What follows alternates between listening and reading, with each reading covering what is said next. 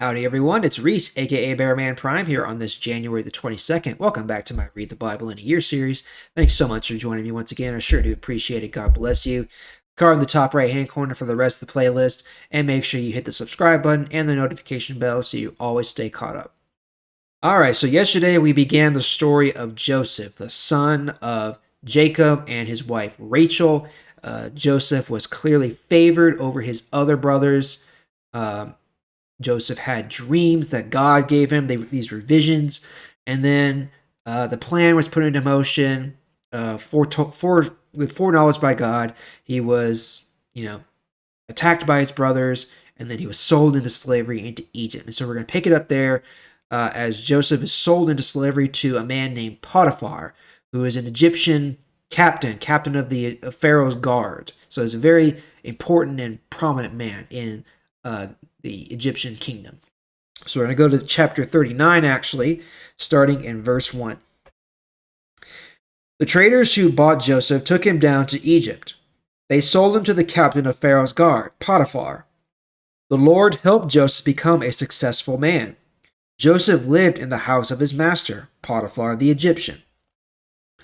Potiphar saw that the Lord was with Joseph and that the Lord helped Joseph be successful in everything he did.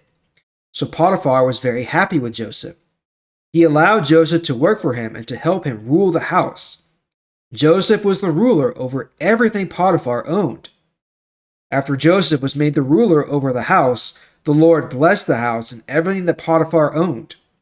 The Lord also blessed everything that grew in Potiphar's fields. The Lord did this because of Joseph.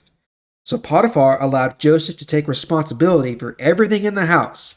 Potiphar didn't have to worry about anything except deciding what to eat.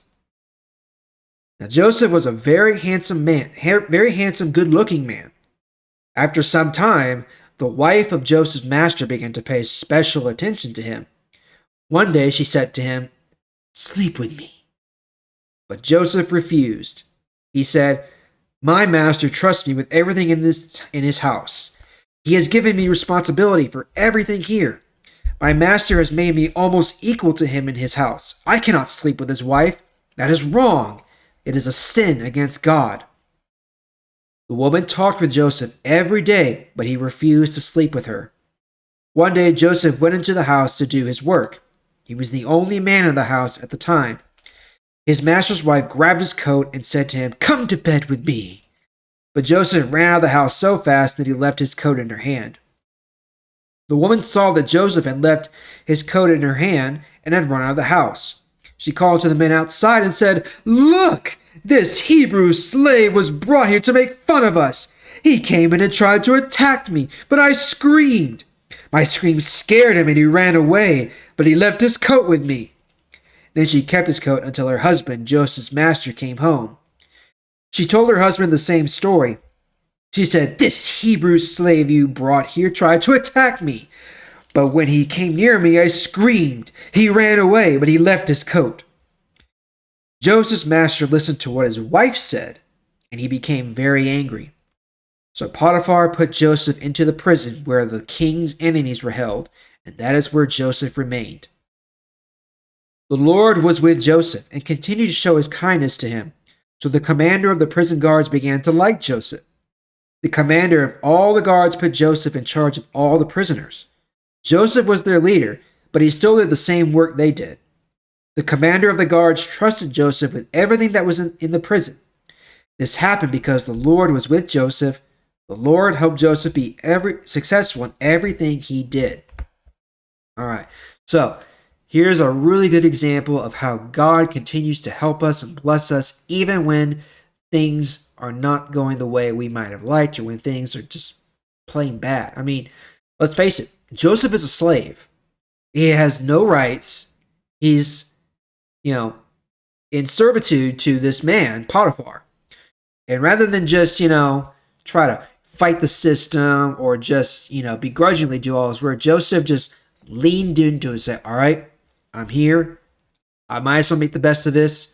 And because of that, God blessed him and blessed everything that he did. Everything that he did was successful. And his master noticed him. Even though he was a slave, His master trusted him with his entire household, made him a steward of his household, in charge of all his possessions, all his wealth, all his food, everything. Joseph was in charge. And he took it very seriously. Now, things began to go wrong, unfortunately. And again, this is all part of the plan. All part of the plan. When Potiphar's wife tried to get him to sleep with her. Whatever reason, don't know why, doesn't matter. Joseph, as a good and righteous man, refused, said, no, it's not right, shouldn't do this. My master trusts me with this house. I should not betray that trust. So then his wife sent him up for a fall. Joseph got put in prison, unrightfully, or wrongly so. But even so, the Lord was still with Joseph, even in prison now. So he's no longer a slave, he's a prisoner. I don't know which is worse, but still pretty bad. He's in prisoner, but it was clear that he was blessed, that he was a good man, he was a successful man. The prisoner, the guards, and the commander of the guard began to trust him, say, okay, you take care of the prisoners. You just kind of, you watch over them, you be their leader, and we'll just make sure everything is all hunky-dory. And it worked. Joseph was in charge. He was their leader. He made sure they did the right things. They were doing their work just like he was doing, and the guards didn't have anything to worry about. So Joseph continued to be blessed and successful, even though his conditions were, pretty bad. Let's face it, prison, right? So, again, an example of God can bless us in so many ways, no matter what the situation we find ourselves in. So tomorrow we're going to pick it up there. We're going to see how God continues to use Joseph and how this continues to build up to the growth of the nation of Israel. All right. So thank you all for joining me. I sure do appreciate it. And I'll see y'all tomorrow. Bye.